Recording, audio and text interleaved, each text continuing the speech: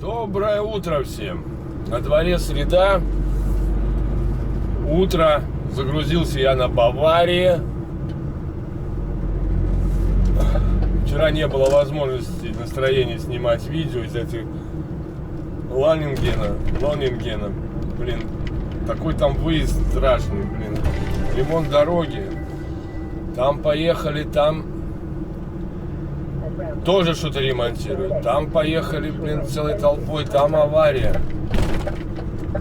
Короче, блин, плутал я там конкретно. Ну, не я один. Плутали мы там. Блин, за 1,5 часа 60 километров только проехали по сельским дорогам. Там нарисован объезд, но почему-то пробка офигенная. Ну, с коллегами, я не знаю, там за мной шли коллеги, передо мной шли коллеги. Короче, вылезли на первую автомагистраль, на первый бан немецкий и погнали. Переживал, что, знаете, как, что долго еду, потом пробка одна, вторая. Сколько же там пробок было, я уже не помню. Ну, короче, очень много пробок. Короче, я 300 километров ехал, ну, с учетом 45 минут, 6 часов где-то. Ну, это офигеть можно. Этот Лонинген, сама погрузка фигня, там, заезжаешь. Еще даже такая была, не пускали на паркинг внутри, да, внутренний. Надо было идти на паркинг внешний, оттуда на ресепшн. С ресепшена ждать. Потом дали гейт 18 мне. 18 гейт дали мне, что на весы, с весов приехал, гейт занят. Ёхайды. У меня погрузка в 10, а я был, ну, как раз по своему времени. Даже не на ресепшене я был по своему времени, а по своему времени я был возле рампы. Пришлось ждать. Ну, дальше погрузка там фигня. Единственное, опять же, конвейер сломался. Ну, как сломался? Дает один палет, и все, стоп. Так раза 3. Это там уже немец такой нервничать стал. Что за фигня там? Ну, потом вроде все наладилось. Быстренько загрузил. Мой бывший стажер приехал тоже. Но ему подвезло в том смысле, что... Извините. Вот. Как ему, ну, как повезло ему?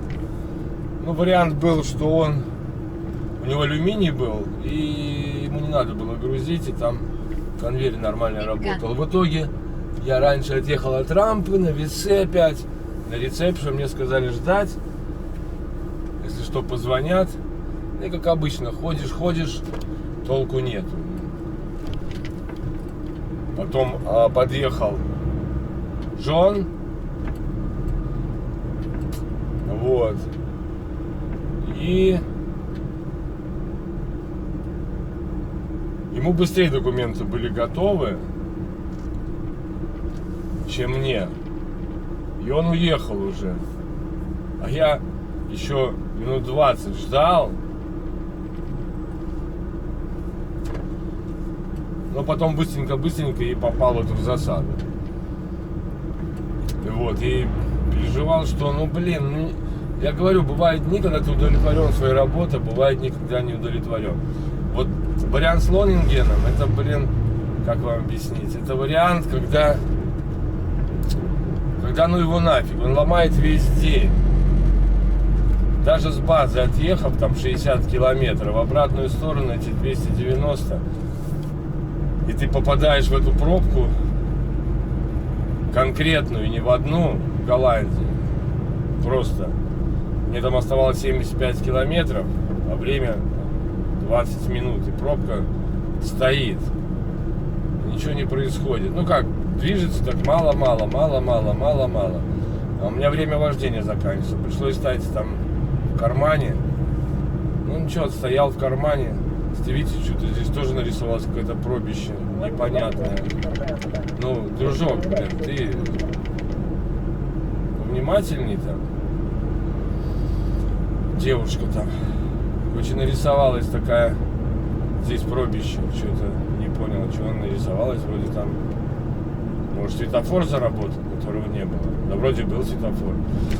Ну ладно, переживал, что ёпрст. Мой стажер быстрее меня, наверное, добрался до порта, уже поехал какую-нибудь другую работу делать. А нет, оказывается, он тоже попал в пробки. Потому что, когда я выезжал, я получил задание на Баварию, у меня была дилемма. У меня загрузка на 6:30, но я видел, что по времени я не успеваю начать работу до 6:30. Еще неизвестно, как у меня будет сложатся дела с контейнерами. Вот. Но слава богу, контейнера быстренько я сдал, получил, с ним все в порядке, проблем нету. И помчался. Надо было еще, у меня оставалось одно деление на топливо. Да, кстати, будет сегодня топливом подзаправиться. Вот. И у меня была дилемма, ехать или не ехать. По сути, должно было... Ёпрст. Вот же гонщики.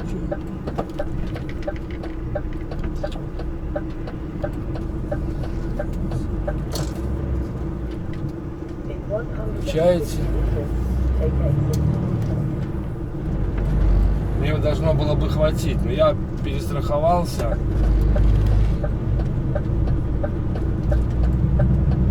И решил заехать на заправку, но только заправил я совсем чуть-чуть.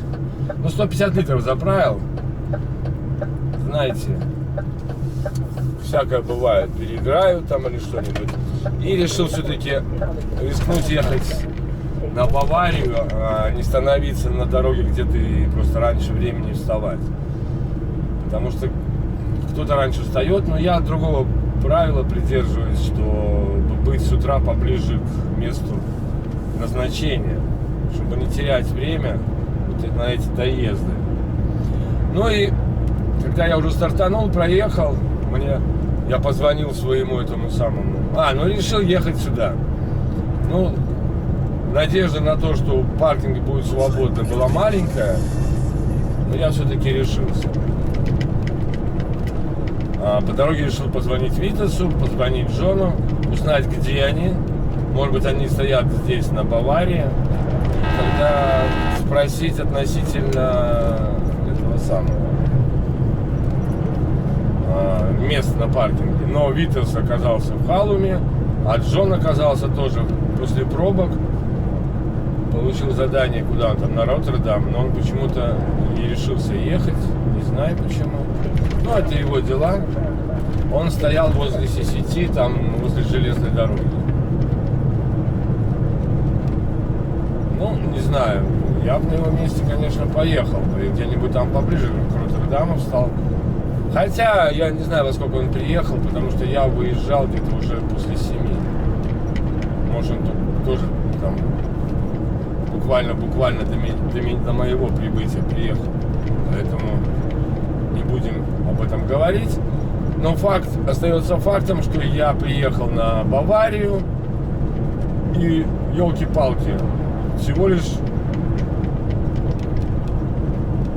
4 или 5 машин стояло. 4, я был 5-м. Представляете себе? Время 21:54. Я один на паркинг свободный. Офигеть. Просто я немного в шоке был. В приятном, конечно, шоке. Вот. И, конечно, отстоял, но начать работу я мог только без 5-7. Ну, я до этого времени пошел, оформился, подождал, пока мне стукнет 9 часов. Пауза, кстати, вторую девятку взял, получается.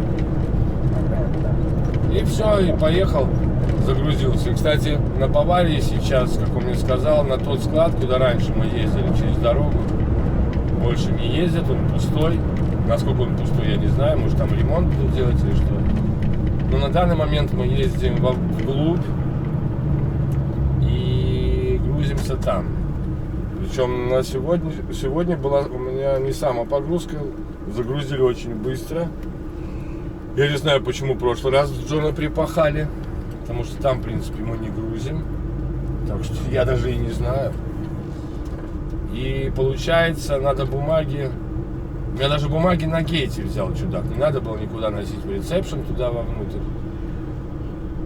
Так что все в порядке. Быстро загрузили, буквально, говорю, 15-20 минут. И я с грузом.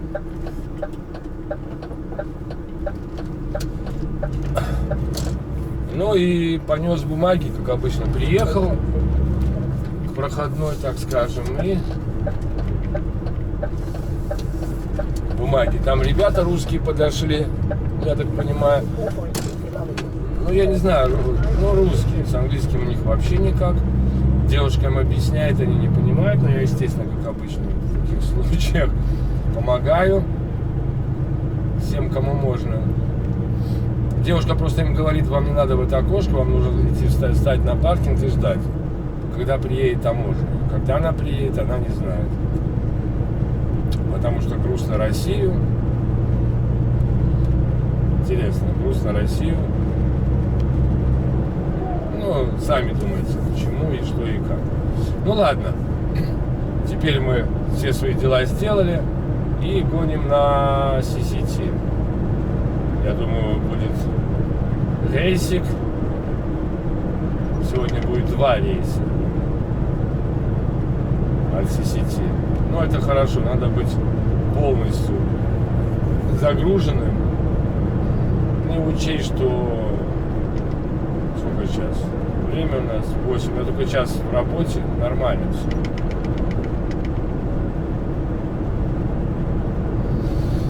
Настроение отличное. Среда, предпоследняя неделя моей каденции. Не помню, говорил, не говорил. В планах почему-то, наверное, у Эрика, чтобы я в понедельник брал еще одного студента, стажера на контейнера.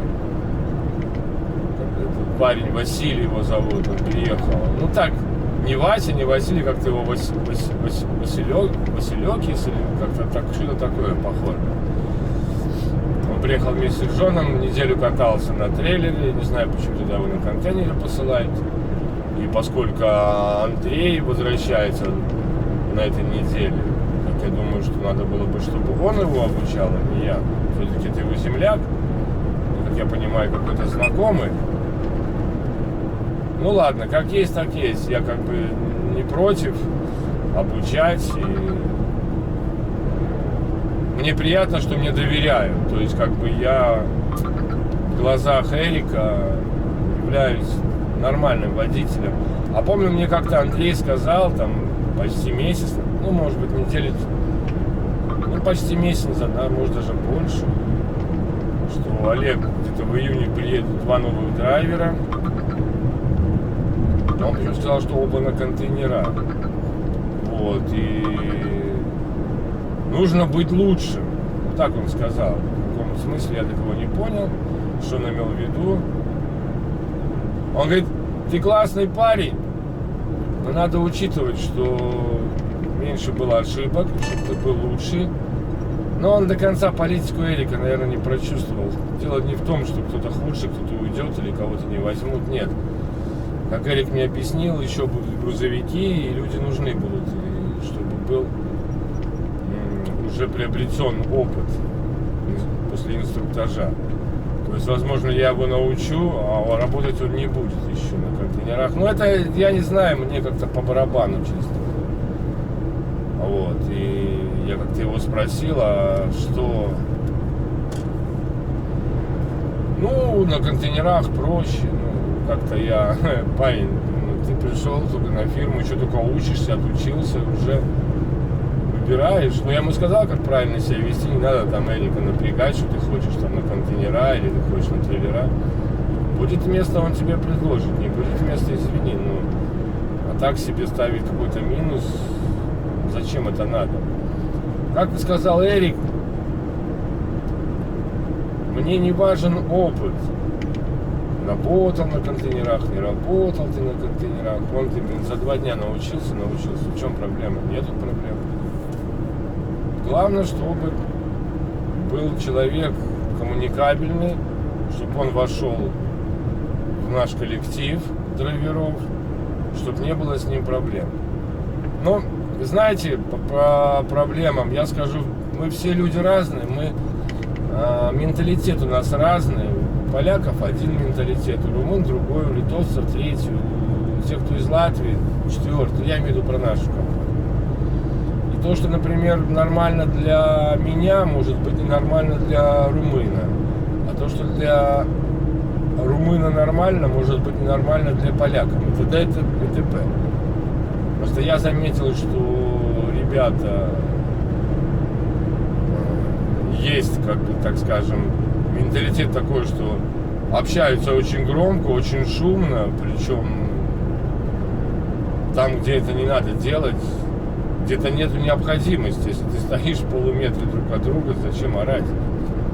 Ты же должен понимать, что это не твоя собственность частная, здесь люди и отдыхают, и тоже между собой общаются. А то, что ты там громко говоришь, это не, как сказать, не дает тебе плюс в твою характеристику, так скажем. Не надо привлекать к себе внимание громкими разговорами. Стой, общайся спокойно. Ну, я понимаю, там крикнуть через дорогу: «О, привет!» там, а стоять друг с другом и орать. Ну, показывать какую-то...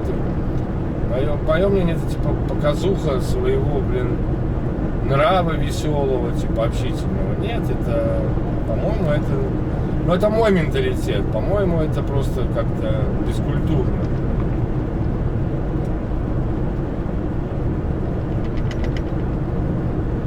Так что вот так.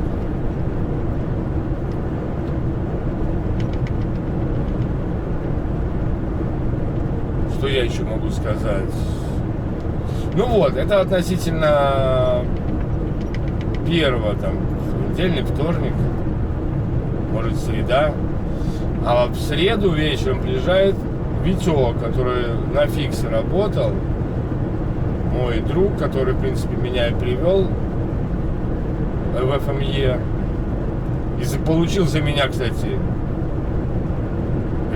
за реферальную программу, по реферальной программе какую-то сумму уже получил. Так что, и вот Витька, у которого опыт есть, и все есть, и я буду стажировать. Интересно, да? Ну ладно, суть-то не в этом. Витек тоже, у меня там опыт, то, все, 5-10. Я могу явиться, Особый опыт здесь, на контейнерах, он не нужен вообще. Эти барашки закрыть, один раз показал, и все, тут ничего не надо. Как этот самый шасси раздвинуть, ну, не знает человек, один раз покажут, и все. Как я тоже не знал, мне помогли, и я знаю как. То есть попробовал руками, да. Ну, а контейнер принять, осмотр сделать, ну, тут особо опыта не надо. Так же, как не надо опыта найти в порту место, где выгружать или там поднимать контейнер. Для этого, как вам объяснить, читать надо глазами, язык. Просто пошел, спросил в любом порту, я вам повторюсь, есть схема нарисована, где, что, какие. Если лень тебе выйти из машины и зайти в офис заранее и ознакомиться, то, ну, твои проблемы будешь там блындать. Ну, внимательно смотреть на там, типа, А2071. Ну, значит, надо ехать там, где написано от А2000 до А3000. Ну, такого плана, знаете. А то люди говорят: блин, я ездил, не мог найти там. А ты таблички смотрел? Нет, а что на них смотреть? Так на них написано, куда тебе ехать. Направо, налево, прямо. Все это есть. И если так, ну, зайди в офис. Ну, разные бывают порты, конечно, бывают сложные, бывают там огромнейшие, но ну, если у тебя есть язык, ты можешь спросить, или увидел коллегу, спросил, как, что. Но ничего сложного в этом нет. Тем более этот порт CCT, он вообще простой. 4 точки. основных и 2 дополнительных. Это для 2 точки для сдачи контейнера и 2 точки для приемки контейнера. Плюс 2 дополнительные — это inspection. Если у вас какая-то проблема с этим, как его, ну, с контейнером, да, вы едете на inspection, там вас проверяют, и 2 точка едете на сдачу и приемку другого контейнера, так скажем. Вот все. Но главное вот именно это показать, потом показать организацию, как электронно оформляться на проходной CCT и какие документы заполнять, что фотографировать, что куда отсылать и куда отсылать. Все просто, все очень просто, но это надо показать. Для этого хватает, я говорю, 2 дня. У меня по программе первый день я показываю, стою рядом. Второй день обычно я, даже не второй день, если... Да, второй день, не полностью, я не стою рядом, стою где-нибудь вдалеке и наблюдаю просто за ошибками. Если они есть, я потом рассказываю об этих ошибках. Не в момент их совершения, а потом. А третий, я вообще не выхожу из кабины и не нервничаю. Когда человек приходит и говорит, все готово, я просто выхожу и проверяю. Снаружи проверяю бумаги, даю ему телефон, и он уже сам все фотографирует, отсылает мейлы, информацию. И все этого достаточно. Просто почему я стажировался 5 дней, почему Джон стажировался 4 дня? Потому что специально для того, чтобы привести человека на базу, никто заданий не дает. Это раз. Второе, ну, возможно, на тот момент, да, на тот момент это невозможно, так и было, не было свободной машины. И Джон получил машину Эрика, ну, там есть голландец еще один парень, Эрик его зовут, вот. И он взял его машину, и даже взял ее на другом паркинге. Там есть другой паркинг у нас уже, большой. Я там, правда, еще не был ни разу, но он есть, так скажем. Там стояла машина, ну, недовольство высказал, что типа она чистая, пришлось убирать. Да, тоже скажу, ну, ты пришел на фирму, только не надо свое недовольство, не надо высказывать. Взял, убрал, если тебе надо, ничего страшного. Это еще в этой фирме вообще, я вижу, голландцы убирают машины. А то у немцев, например, никто там не убирает машины, никто там не смотрит за порядком, как там и что там. Прихожу, я помню, в Карго Транс пришел, ну нифига себе, блин, машина убирал. На фиксе вообще, блин, мыл полностью машину. Изнутри. Вообще полностью вымывал. Здесь нет, здесь я принял машину в отличном состоянии. Но я и видел, как, ну, мне польский парень сдавал машину. Вот. Ну, я вижу, что голландцы приезжают, обшикивают машины, как положено, убирают. Все в порядке с этим.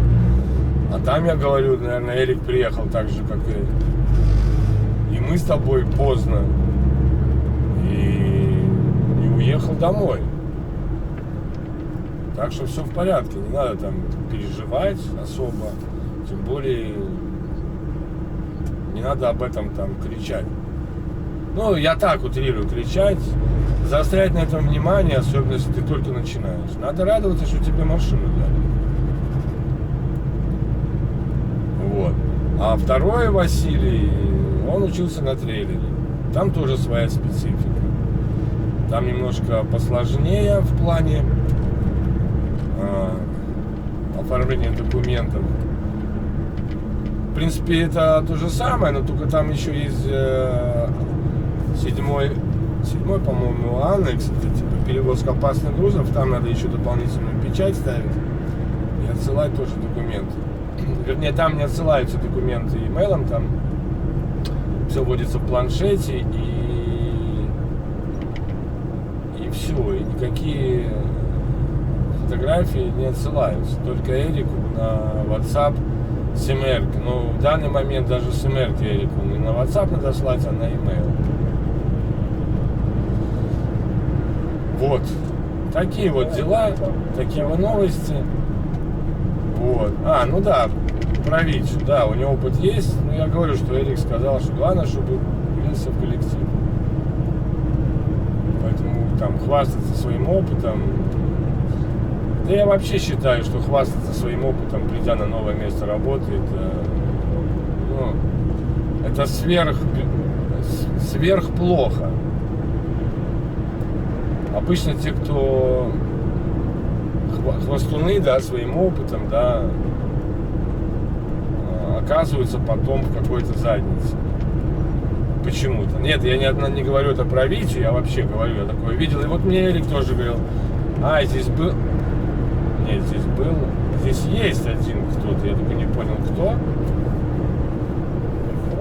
Голландец. Я не спросил, с какой страны. Он мне в субботу рассказал, говорит, мы с ним там поболтали. Он говорит, есть тут, или был, или есть. Не, есть, он сказал. Он там... не, уже его нету. Он начал там умничать, начал планинг учить, как надо работать. Блин, вообще кадр, это как? Я опытный, иди, говорит Эрик, свой опыт передавай там в других компаниях. Поэтому, приходя на новую компанию, ребята, и тем более, если ты садишься стажироваться, не надо там умничать, так скажем.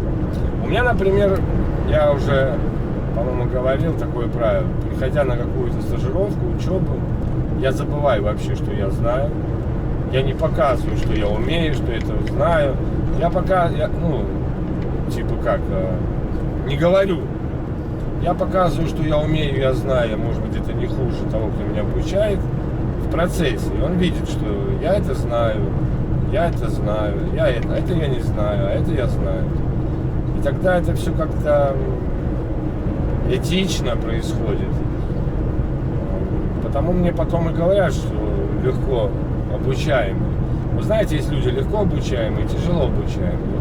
Тяжело обучаемые как раз те, которые с первой минуты начинают умничать, что они все знают, у них опыт там и то, все 5-10. Хочется им сказать, знаешь, тогда иди скажи и начинай работать. Что ты тогда будешь меня тут учить? Пытаться. Мне это не надо. Ты должен впитывать то, что тебе говорю я, говорит Андрей, да любой инструктор, который тебе говорит, надо это впитывать, а не рассказывать про свой опыт. Это может пойти вот Эрик, попытаться ему рассказать про свой опыт. А истории своего опыта, да, это интересно послушать. А хвастаться, перебивать, это все-таки не культурное, не вежливое отношение того, кто тебя стажирует. Так что вот так. Так, получили задание по ходу. Сейчас посмотрю.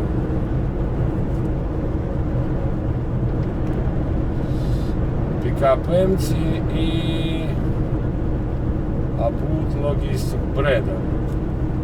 Блин, в 11 часов. А какая... нормальная, блин, 7201. Нормальная бреда. И потом куда? Destination. Иминген. 411 будет. Отлично, ребята. Получили задание, значит, я вот сразу отвечаю им. Раньше писал, пишу, когда окей, когда пишу общепринятое слово топ.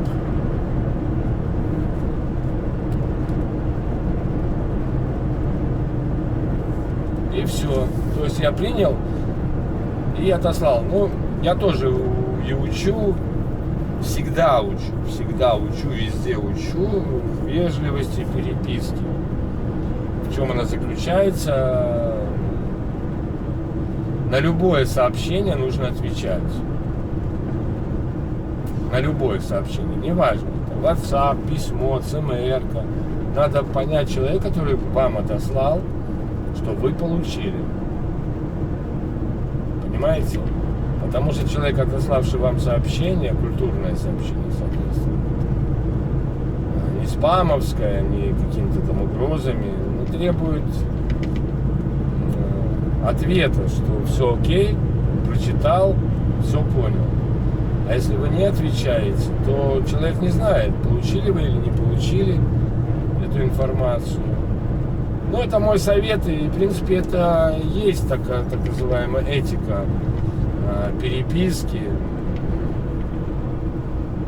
Но есть еще один пункт в этой этике. Кто начинает, тот и заканчивает переписку. Вы, наверное, это знаете, да? Ну, в деловой переписке это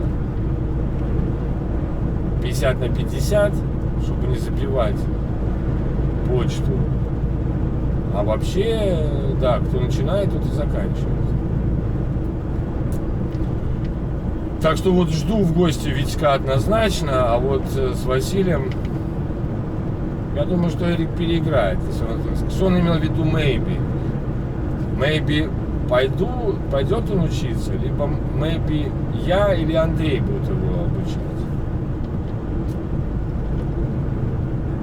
Сразу, ребята, вопрос возникает. Мне многие спрашивают, и на базе спрашивают, интересно, вот это вообще поразительно, как-то странно. Ладно, там родные, близкие спрашивают, а тебе за обучение что-то платят? Ребята, вопрос, конечно, интересный, но я скажу, он не тактичный, особенно на базе, да? Не знаю, я платят, не платят, и мне это, честно говоря, не важно. Платят или не платят. Для меня это вторично. Конечно, если платят, то приятно, но мне, в первую очередь, важно отношение ко мне. Значит, я оценен как водитель, как хороший водитель, что мне доверяют обучать. Понимаете? Вот это вот для меня важно. А платят или не платят, совершенно меня, реально, совершенно не колышет никаким образом. Для меня главное, чтобы мне мои деньги, которые я должен получить, я получил. А за это, я не знаю, а за что платить? Что я перерабатываю, что ли? Ну да, дискомфорт некий вдвоем жить в каюте, но в кабине какие-то 2, 4, 5 дней. Это же временно, это же не на постоянной основе. Поэтому совершенно можете меня не спрашивать, потому что я не знаю, и мне как-то это действительно неинтересно. Вот честно, мне важнее то, что я получил информацию от Мартайна из ФМЕ, что 100% тебя ждут обратно после отпуска. Вот это важно, вот это приятно. Поверьте.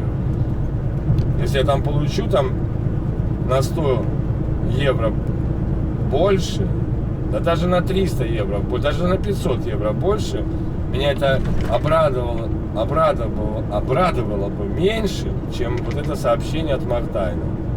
Но я ему спросил, я надеюсь, Эрик также помнит, он думает, он говорит, конечно, это Эрика слова.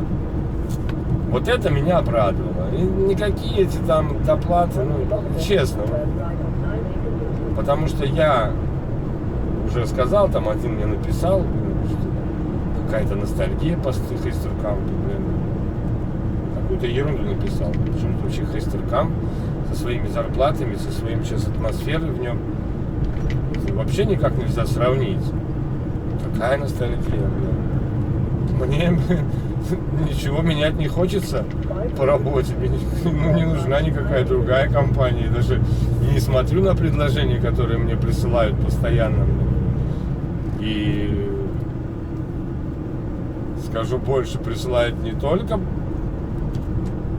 на почту, или рекламные рассылки, а в личке присылают. Достаточно интересные, наверное. Но я говорю, я их не рассматриваю, и все они здесь на компаниях, я вижу, Голландия, либо Бельгия.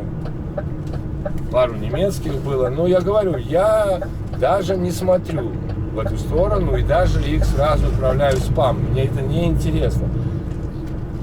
Если мне надо будет, если так сложится, что мне нужно будет что-то искать, тогда я туда обращусь. А сейчас тратить время, ну потому что поверьте мне, ребята, для меня это как сбывшийся сон. Вот такая компания, в которой я сейчас работаю, такой босс, с которым я работаю, такие ребята, большинство ребят, с которыми я тут познакомился, ну это просто, это сон, это, блин, такое должно быть везде, но такого нету, так скажем,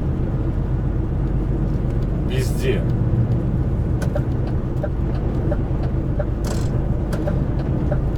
Так что менять еще что-то на что-то, планировать, тем более в Хестеркамп, ну, блин, это, наверное, надо не знать, что происходит вокруг.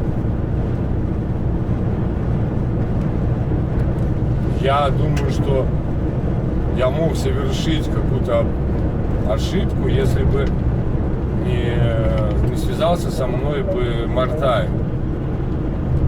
Я бы отказался ехать сюда. Это была бы ошибка, которую бы я очень сильно потом бы жалел. Как жизнь повернется, посмотрим, но я ничего не хочу сказать плохого в очередной раз против Хестеркампа. Вы можете его хайпить, как хотите к нему относиться. Но я еще раз подтвержу, что организация там на уровне. Для учебы это лучшая компания в Латвии, для начинающего, да, водителя, так скажем. Намного лучше, чем Крейс. И в отношении, и в понимании, во всех этих делах, понимаете?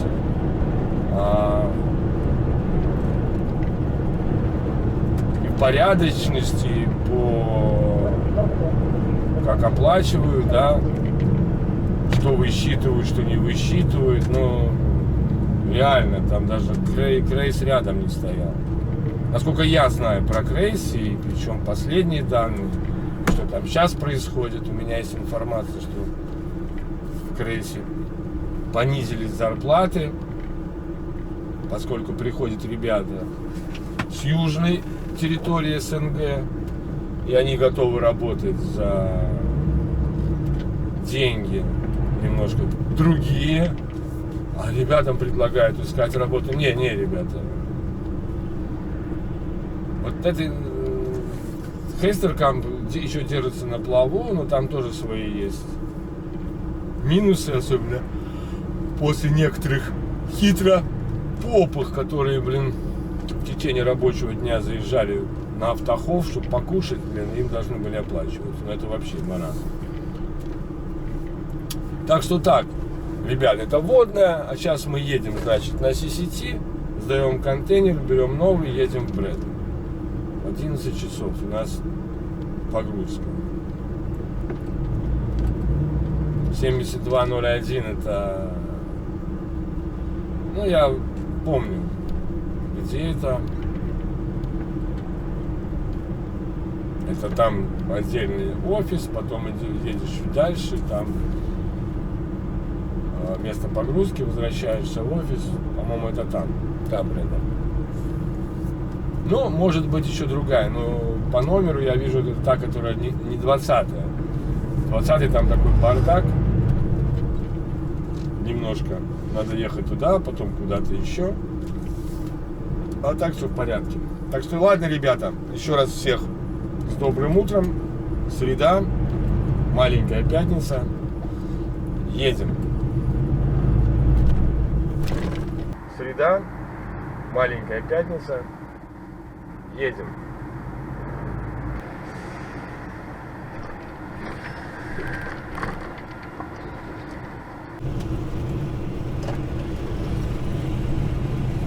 Это что-то невероятное, ребята. Пробка на всей длине. Я, наверное, в нее попаду. Смотрите, и здесь пробка уже начинается. Офигеть можно. Конечно, сюда можно попасть с той стороны.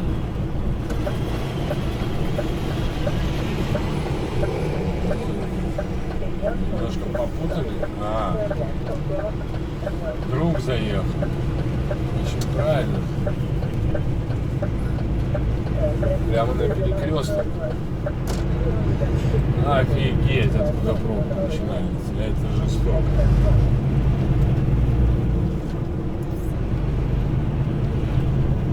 Чем раньше мы выйдем отсюда, тем быстрее попадем в пробку, получается. Что-то тут будет закрывать или не закрывать?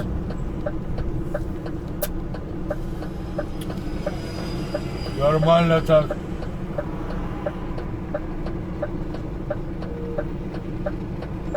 А другой выезд сейчас только там строят вроде, как я понял. Там где-то выскакивать на трассу дальше.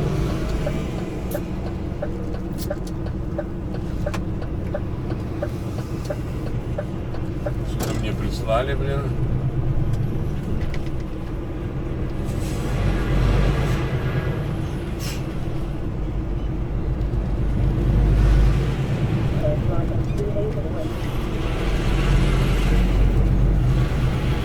Может, изменение плана прислали? Посмотрим сейчас. Где мои глаза?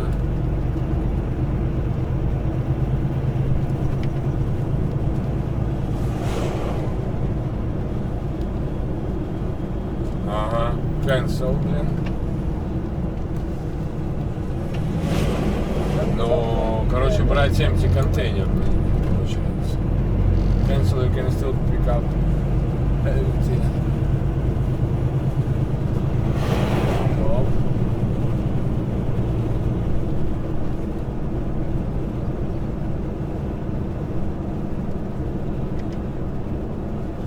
Наверное, из-за пробки.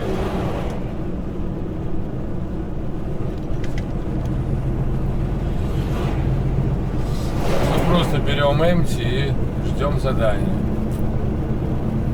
Да, там какая-то пробища.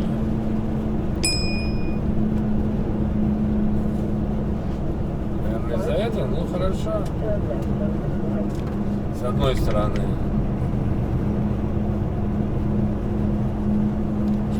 Я не успею, что ли? Да нет, наверное, просто отменилось. Может, кто-то куда-то далеко не успевает, может, я туда... Ну, тогда бы прислали бы уже, правильно?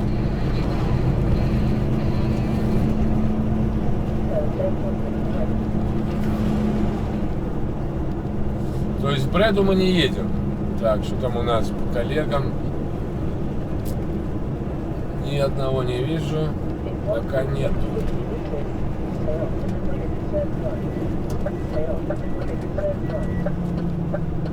Можно попробовать использовать аппликацию. Ага.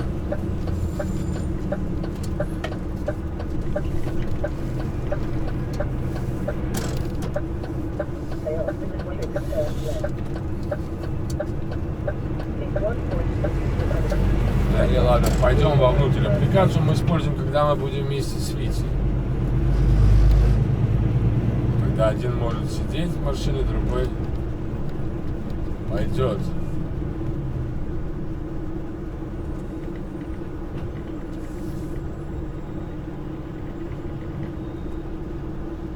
Пропускаем.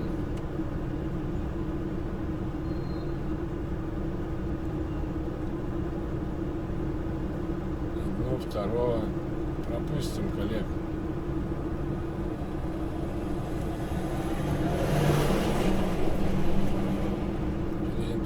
Блин, сейчас еще и самосвал будет выезжать, что ли?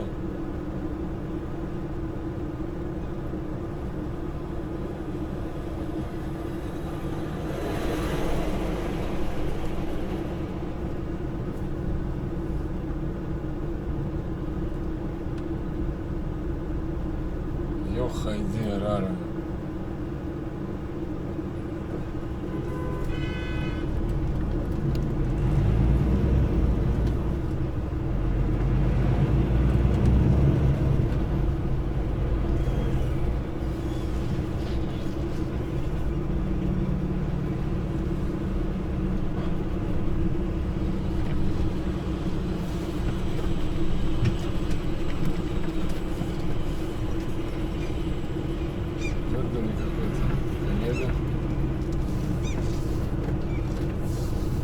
двигаешься.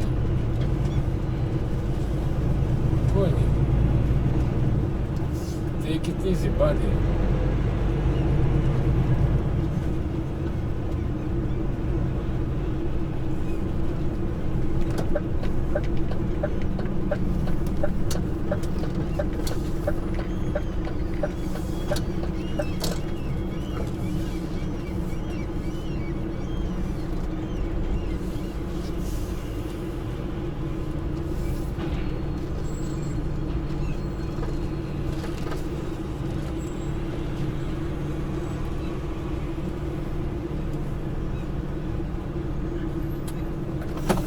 Приехали.